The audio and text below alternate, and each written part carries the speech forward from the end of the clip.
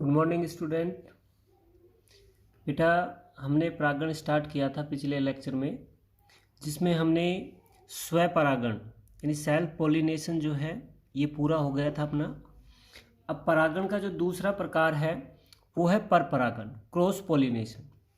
अब देखिए बेटा, परपरागण क्या होता है कि जब पुष्प के परागकण, पुष्प के जो परागकण है ये एक पौधे से दूसरे पौधे के पुष्प की वृत्तिकाग्र पर पहुंचते हैं, दूसरे पुष्प की वृत्तिकाग्र पर पहुंचते हैं, तो वो क्रिया परपरागण कहलाती है।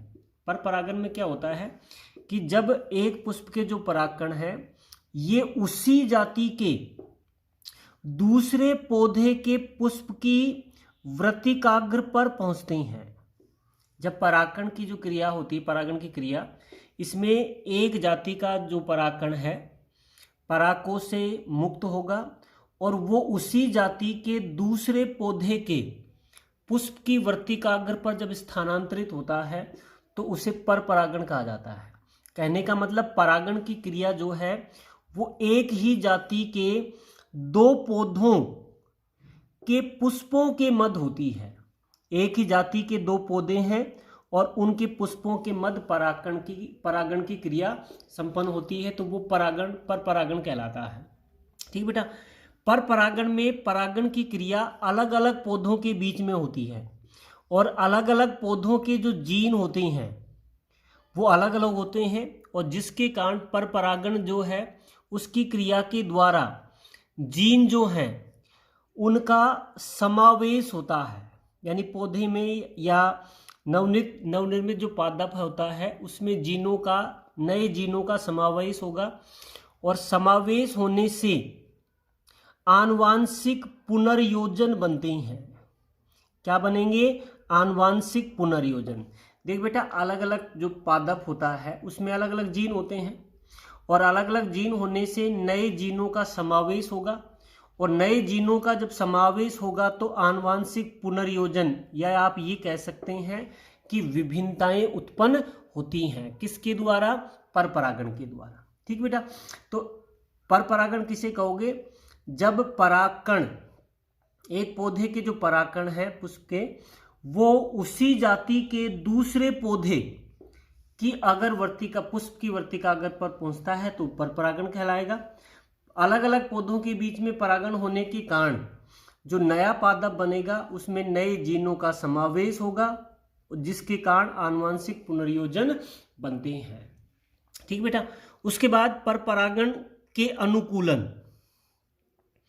परपरागण के अनुकूलन यानी परपरागित जो पुष्प पौधे होते हैं उनमें कुछ अनुकूलन पाए जाते हैं, जिनके कारण उनमें हमेशा परपरागण ही होता है।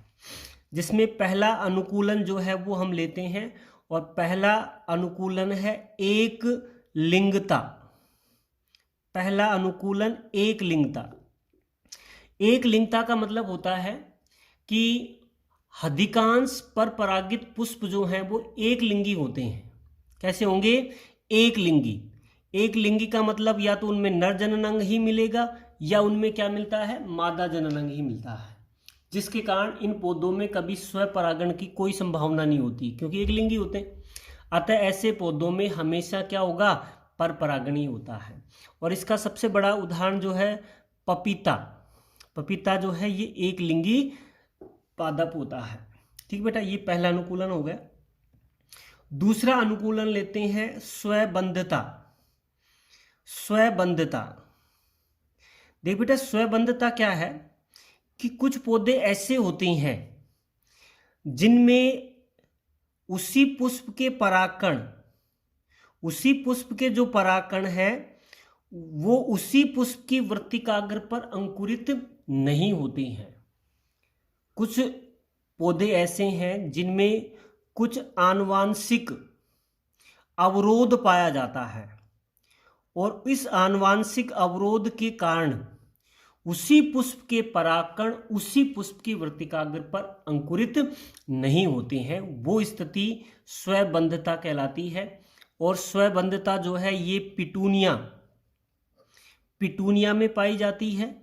उसके अलावा मालवा जो पादप है उसमें भी स्वबंधता देखने को मिलती है। कहने का मतलब कुछ पौधे ऐसे हैं जिनमें कुछ ऐसा आनुवंशिक अवरोध होता है जिसके कारण उसी पुष्प का परागकण उसी पुष्प की वर्तिकाग्र पर अंकुरित नहीं होता है।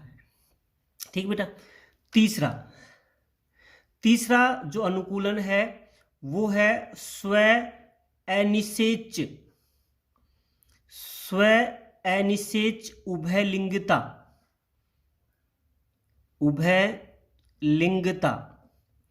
स्व अनिषेच उभयलिंगता। देख बेटा, स्व अनिषेच उभयलिंगता क्या होता है? इस प्रकार के अनुकूलन में पुंकेसर और वृत्तिकाग्र जो है उसकी संरचना इस प्रकार की होती है कि उनमें स्वपरागण नहीं होता है, जिसके कारण उनमें हमेशा क्या होता है? परपरागण ही होता है। स्व अनिषेच उभयलिंगता। कुछ पौधे ऐसे होते हैं जिनके पुष्प के पुंकेसर और वृत्तिका की संरचना इस प्रकार की होती है कि उनमें स्वपरागण नहीं हो पाता, और स्वपरागण नहीं होगा तो उनमें हमेशा क्या होगा? परपरागण ही होता है। ठीक बेटा। और ऐसी जो अनुकूलता है ये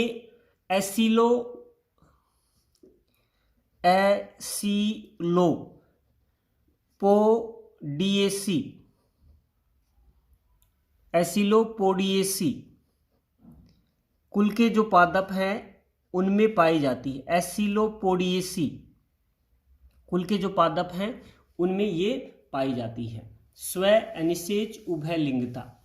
ठीक बेटा। नंबर 4 है भिन्न काल पक्वता।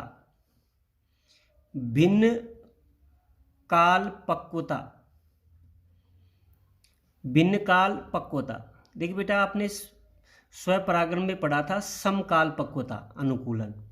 इसमें है भिन्न काल पक्वता।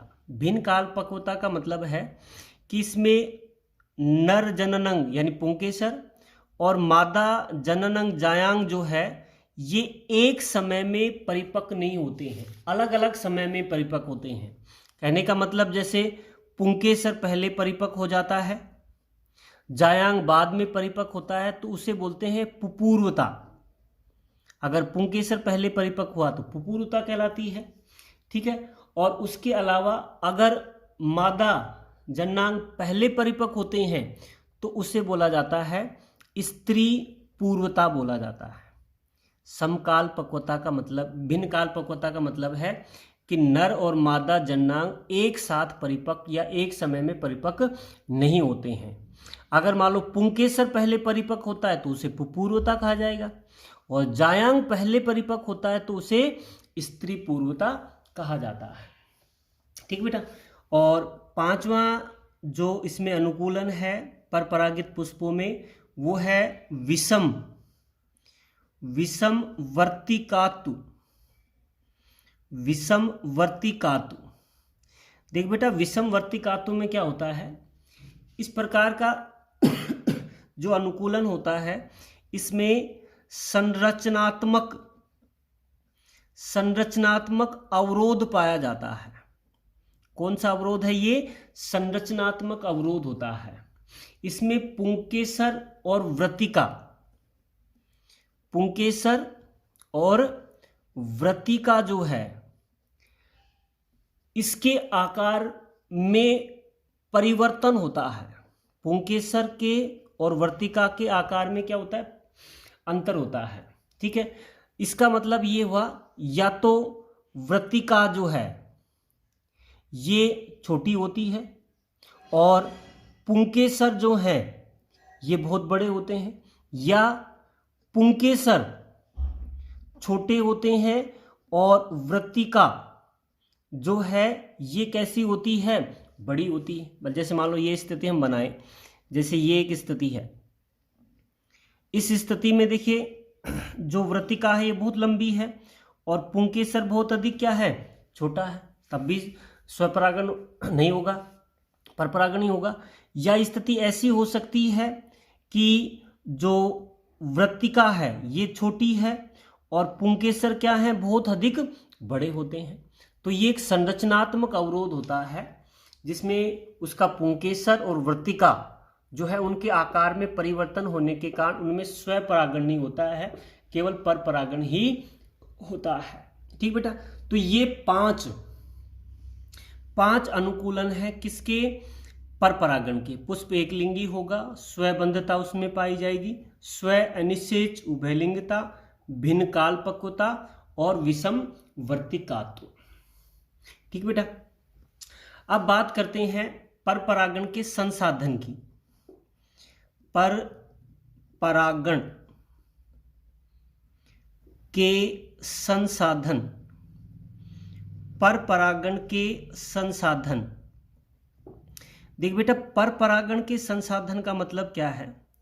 देखिए, जब परागकण एक पौधे से दूसरे पौधे के पुष्प की वर्तिकाग्र पर जाता है तो दूसरे पौधे के पुष्प की वर्तिकाग्र पर जाएगा तो उसे बाह्य कारक जो हैं उनकी आवश्यकता होती है।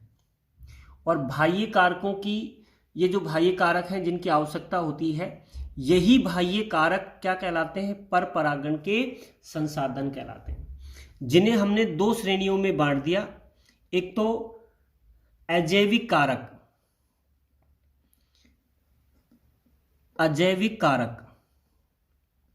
ठीक है, एबायोटिक एजेंट, और दूसरा है जैविक कारक यानी बायोटिक एजेंट, एबायोटिक एजेंट और बायोटिक एजेंट। तो परपरागण के जो संसाधन हैं उन्हें दो श्रेणियों में हमने बांटा है। एक तो बाह्य कारक जो है वो अजैव कारक आता है और एक जैव कारक आता है। ठीक बेटा, अब सबसे पहले हम इसमें से लेते हैं अजैव कारक। पहला जो आता है वो है अजैव कारक।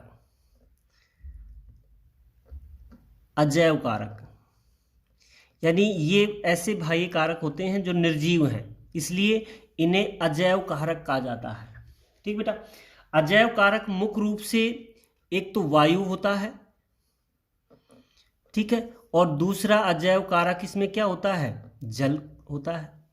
वायु है और क्या है, जल, ये दो अजैव कारक जो हैं ये पाए जाते हैं।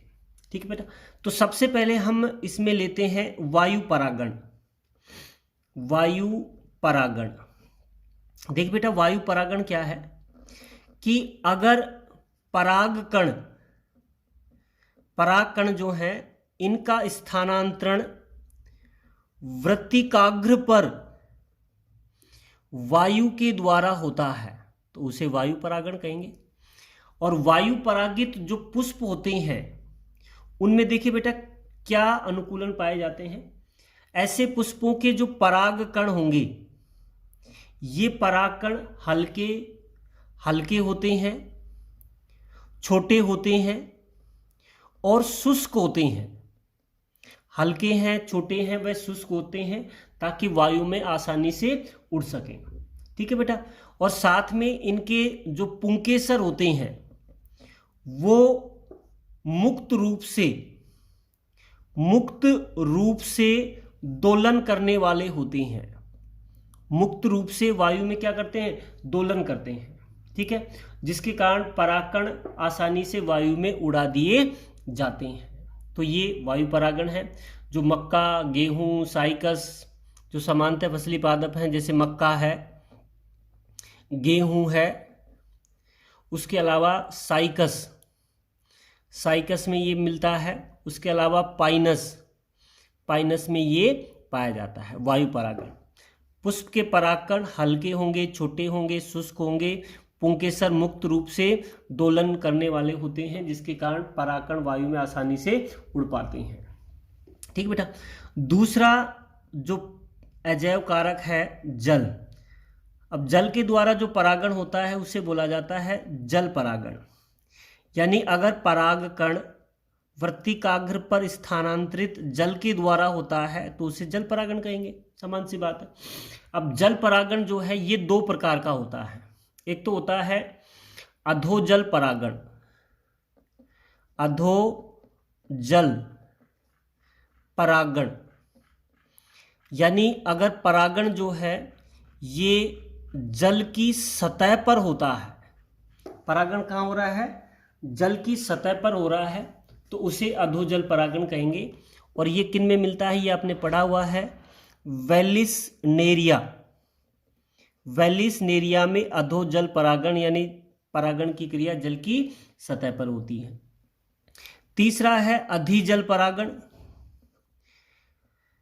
अधिजल परागण जो है इसमें परागण की जो क्रिया है ये जल के अंदर होती है।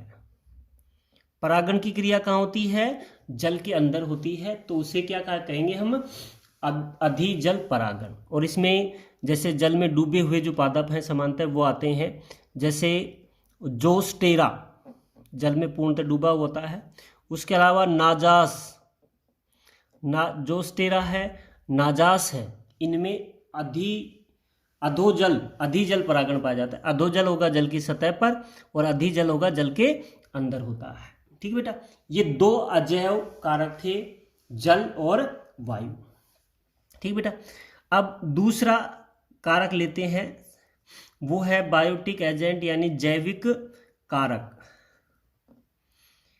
जैविक कारक, देख बेटा जैविक कारक क्या है, प्रकृति में अनेक जीव ऐसे हैं, अनेक जीव हैं जो परागण की क्रिया को प्रेरित करते हैं, और इन्हें हम निम्न श्रेणियों में बांटा गया है जो समानता आपने पढ़ा होगा। पहला है कीट परागण।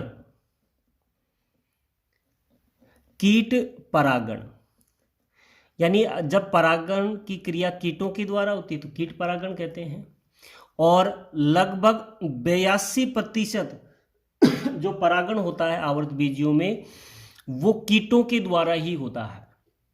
ठीक है, और जिसमें सबसे महत्वपूर्ण जो भूमिका निभाती है हनी बी यानी मधुमक्खी जो है उसके द्वारा जो है वो कीट परागण होता है। और इसका उदाहरण है सरसों। सरसों में कीटों के द्वारा परागण होता है, और जिसमें मुख्य जो कीट होता है वो मधुमक्खी होती है। ठीक बेटा, दूसरा जो परागण हम लेते हैं वो है पक्षी परागण। पक्षी परागण, देखिए बेटा अगर परागकणों का स्थानांतरण वृत्तिकाग्र पर पक्षियों के द्वारा होता है तो उसे पक्षी परागण कहते हैं। ठीक है, पक्षी परागण किन में होता है, एक तो बिगोनिया, बिगोनिया जो है उसमें ये होता है, उसके अलावा अगैव, अगैव में होता है, उसके अलावा कोरल ट्री, कोरल पादप जो है उसमें ये होता है पक्षी परागण, यानी पक्षियों के द्वारा परागण की क्रिया होती है। नंबर 3 पर जो है वो है चमगादड़। चमगादड़ परागण, देखिए बेटा चमगादड़ परागण क्या है, जब वर्तिकाग्र पर परागकणों का स्थानांतरण चमगादड़ के द्वारा होता है तो उसे चमगादड़ परागण कहते हैं। और समानतः ये उन पुष्पों में होता है, उन पौधों में होता है जिनके पुष्प रात्रि को खिलते हैं। कब खिलते हैं, रात्रि को खिलते हैं या खुलते हैं, उनमें होता है। और इसका उदाहरण है कंदब। कंदब का जो वृक्ष है उनमें चमगादड़ के द्वारा परागण होता है। ठीक है बेटा, नंबर 4 है घोंगा। घोंगा परागण, घोंगा परागण का मतलब क्या है, जब परागकणों का वर्तिकाग्र पर स्थानांतरण घोंगे के द्वारा होता है तो उसे घोंगा परागण कहते हैं। जैसे एलोकेसिया, एलोकेसिया नामक जो पादप है उसमें घोंगे के द्वारा परागण होता है। ठीक है, नंबर 5 जो है, नंबर 5 पे आता है सांप। सांप परागण, सांप परागण में क्या होता है कि सांप के द्वारा परागण की क्रिया होती है, और समानतः कोबरा जो है उसमें होता है जैसे चंदन, चंदन के जो वृक्ष होते हैं उनमें सांप के द्वारा परागण की क्रिया होती है। और नंबर 6 जो है वो है चीटी परागण। चीटी परागण, अगर परागकणों का स्थानांतरण वर्तिकाग्र पर चींटियों के द्वारा होता है तो उसे चीटी परागण कहा जाता है। और ये समानतः जो आम है उसमें चींटियों के द्वारा परागण की क्रिया होती है। तो ये है जैविक कारक, जिसमें सबसे अधिक मात्रा में कीटों के द्वारा, पक्षियों के द्वारा, चमगादड़ के द्वारा, घोंगे के द्वारा, सांप के द्वारा और चींटी के द्वारा परागण की क्रिया संपन्न होती है। ठीक बेटा। उसके बाद कितने हो गए? 6। 7 पर हम लेते हैं जंतु परागण। जंतु परागण, देख बेटा, अगर जंतुओं के द्वारा परागण की क्रिया होती है तो उसे जंतु परागण कहते हैं। जैसे रेफेसिया जो होता है, जो पादप है, उसमें जंतु के द्वारा होता है। और इस समानतः हाथी जो है उसमें रेफेसिया जो पादप है उसमें हाथी जो है उसके द्वारा परागण की क्रिया संपन्न होती है। ठीक बेटा। अब परागण से संबंधित कुछ इंपॉर्टेंट क्वेश्चन हैं, छोटे, जो समानतः पूछे जाते हैं, उन्हें नोट के रूप में हम पढ़ेंगे। जिसमें हम पहला लेते हैं वेलिसनेरिया। वेलिसनेरिया ये जो पादप है आपने पढ़ा होगा, ये वेलिसनेरिया जो है इसमें जो परागण की विधि है, परागण की जो विधि है, इस विधि को स्प्रिंग क्रिया विधि कहा जाता है। क्या कहलाती है? स्प्रिंग क्रिया विधि। स्प्रिंग क्रिया विधि की आपने पढ़ा होगा कि इसका जो पुष्प होता है वो कुंडलित होता है, स्प्रिंग के समान होता है, तो स्प्रिंग क्रिया विधि बोला जाता है इसको। दूसरी जो विधि आती है इसमें, दूसरा जो है कि साल्विया जो है उसमें जो कीट परागण होता है उस विधि को लीवर क्रिया विधि कहा जाता है। वो क्या कहलाती है? लीवर क्रिया विधि कहलाती है, जो कीटों में होती है। ठीक बेटा। और तीसरा जो इसमें पॉइंट है वो अपना है एरेस्टोलोकिया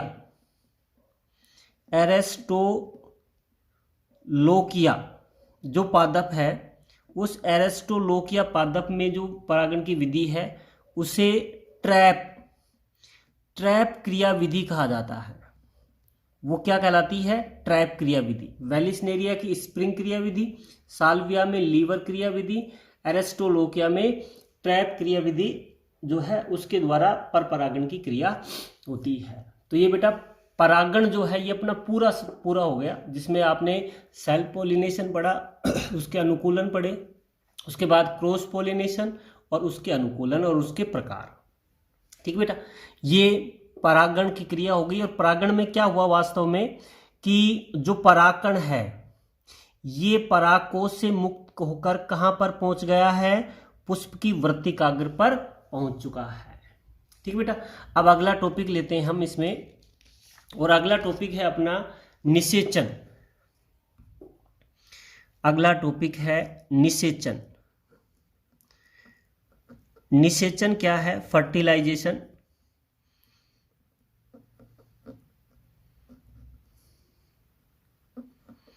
फर्टिलाइजेशन या निषेचन। देखिए बेटा, निषेचन की क्रिया क्या होती है और किस प्रकार होती है आवृतबीजी पादपों में। देख बेटा, स्टार्स बर्जर नामक जो वैज्ञानिक थे उन्होंने बताया था कि मेल गैमेट और फीमेल गैमेट यानी नर युग्मक और मादा युग्मक जो हैं उनके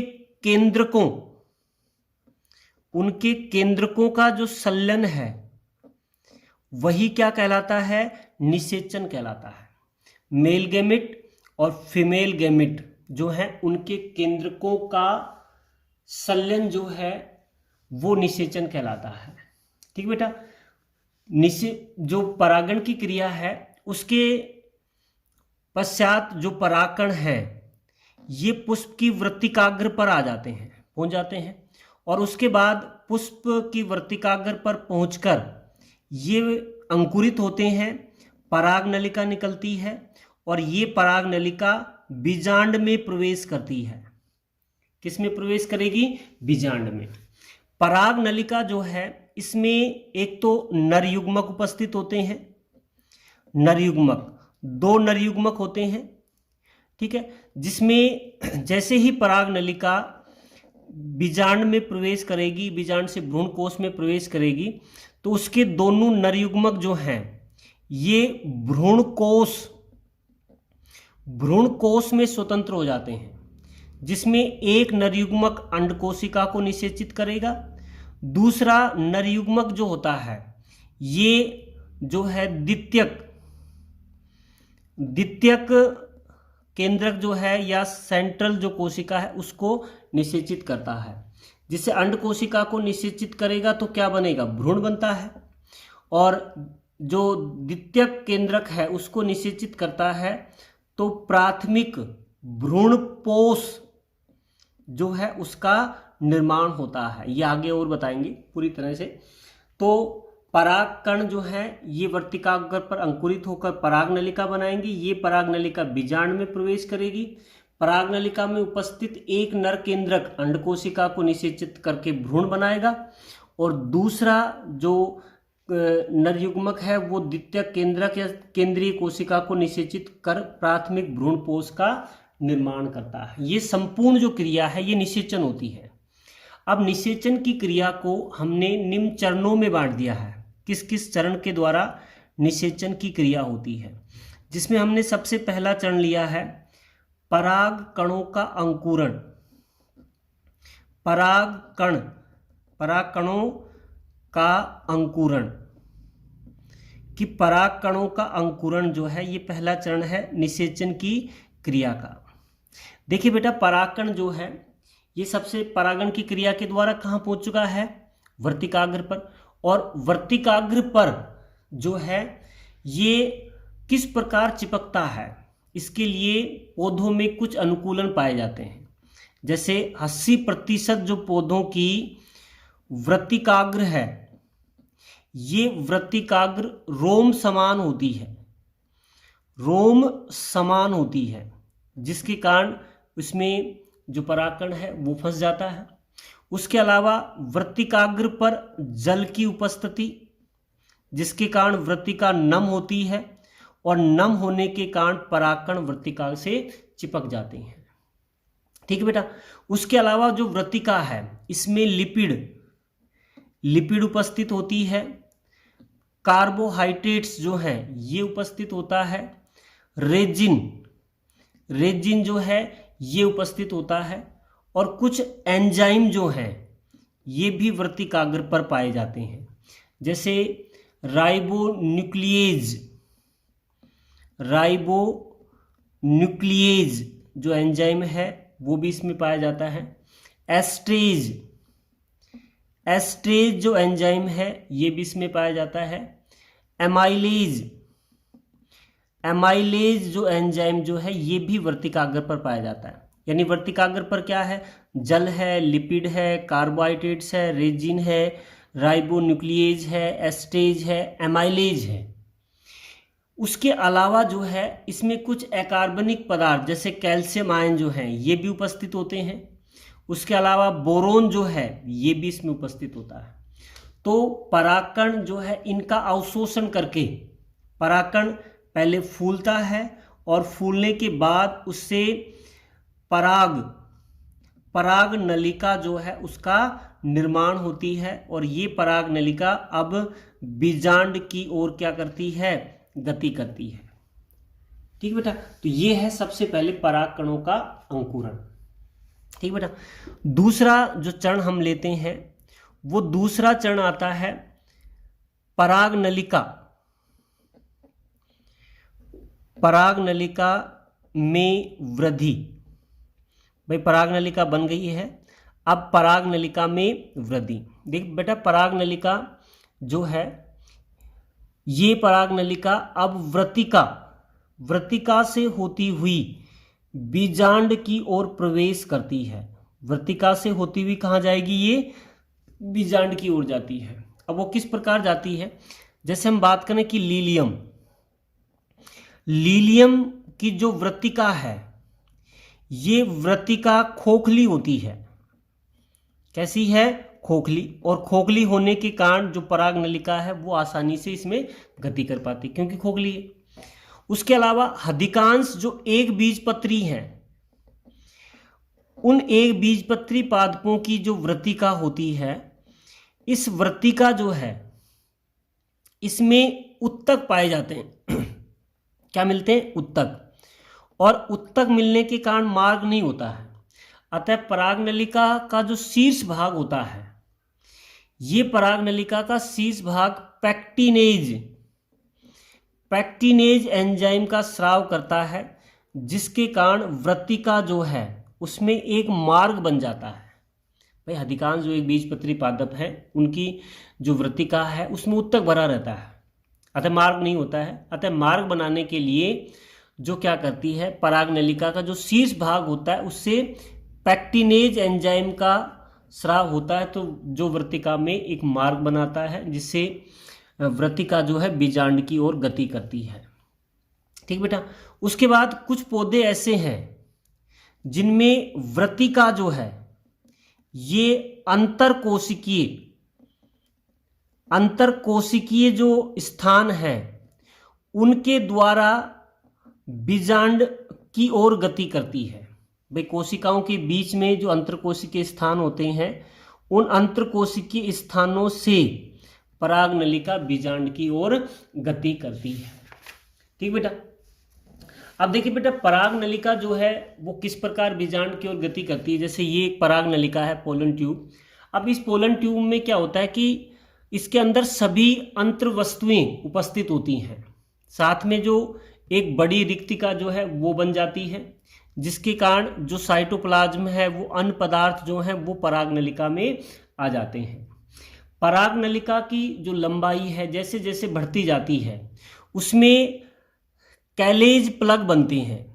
क्या बनते हैं, कैलेज प्लग। और ये कैलेज प्लग जो हैं ये साइटोप्लाज्म और जो न्यूक्लियस है वो क्या होते हैं, कैलेज प्लग के कारण ये पराग नलिका के शीर्ष भाग तक आ जाते हैं, क्योंकि यहाँ एक बड़ी रिक्तिका बन जाती है, बीच में ये प्लग बन जाते हैं। प्लग बनने के कारण इसका जो साइटोप्लाज्म है वो केंद्रक है, जैसे नरयुग्मक होता है, वो सभी पराग नलिका के शीर्ष पर भाग आ जाते हैं। ठीक बेटा। उसके अलावा पराग नलिका के शीर्ष भाग पर कैप ब्लॉक भी पाया जाता है। क्या मिलता है, एक कैप ब्लॉक मिलता है। ठीक बेटा। कैप ब्लॉक जो है ये वृद्धि के साथ धीरे धीरे समाप्त हो जाता है, गायब हो जाता है। कैप ब्लॉक में पैक्टिनेज एंजाइम जो है ये सर्वाधिक मात्रा में पाया जाता है कैप ब्लॉक में। इसमें पैक्टिनेज जो वृत्तिका में मार्ग बनाने का कार्य करता है। उसके अलावा जो पोलन ट्यूब है इसमें सेल्यूलेज और पैक्टिन से बनी होती है। ये किसकी बनी होती है पोलन ट्यूब, एक तो पैक्टिनेज की और सेल्यूलोज जो है उसकी बनी होती है। पैक्टिन व सेल्यूलोज से जो है उससे ये मिलकर बनी होती है। ठीक बेटा। पोलन ट्यूब जो है ये हमेशा अंडाशय की ओर गति करती है। हमेशा कहाँ करेगी, अंडाशय की ओर गति करती है। और अंडाशय की ओर गति करने का मुख्य कारण है जल और कुछ रसायन होते हैं जिनके आकर्षण से वृत्तिका जो है ये बीजांड की ओर गति करती है। तो ये है वृत्तिका जो है उसमें पराग नलिका में वृद्धि। वृत्तिका से होती हुई कहाँ जाएगी, बीजांड में। लीलियम में ये आसानी से जाती है क्योंकि वृत्तिका खोखली होती है। अधिकांश एक बीजपत्री पादपों में वृत्तिका में उत्तक पाया जाता है, और इस उत्तक का अपघटन वृत्तिका के शीर्ष भाग पर पैक्टिनेज एंजाइम करता है। अधिकांश कुछ पादप ऐसे होते हैं जिनमें पराग नलिका अंतरकोशिकीय स्थानों से होती हुई बीजांड की ओर गति करती है। ठीक बेटा। और साथ में जब इसकी वृद्धि होती है तो इसमें जो परागकण है उसमें बड़ी रिक्तिका बन जाती है, उसके अलावा कैलेज प्लग जो है इसमें बनते हैं, जिसके कारण उसका साइटोप्लाज्म और केंद्रक जो है वो परागनलिका के शीर्ष पर एकत्रित हो जाते हैं। शीर्ष पर ही कैप ब्लॉक पाया जाता है, जिसे पैक्टिनेज एंजाइम उपस्थित होता है। कैप ब्लॉक जो होता है वो परागनलिका में वृद्धि के साथ धीरे धीरे समाप्त हो जाता है। और परागनलिका का अंडाशय से बीजांड की ओर जो प्रवेश है या जो आकर्षण है वो जल के कारण और रसायन के कारण होता है। ठीक बेटा, तो ये 2 चरण हमने पढ़े, एक तो पराग कणों का अंकुरण और दूसरा परागनलिका में वृद्धि। ठीक बेटा, आज के लिए इतना ही। Thank you.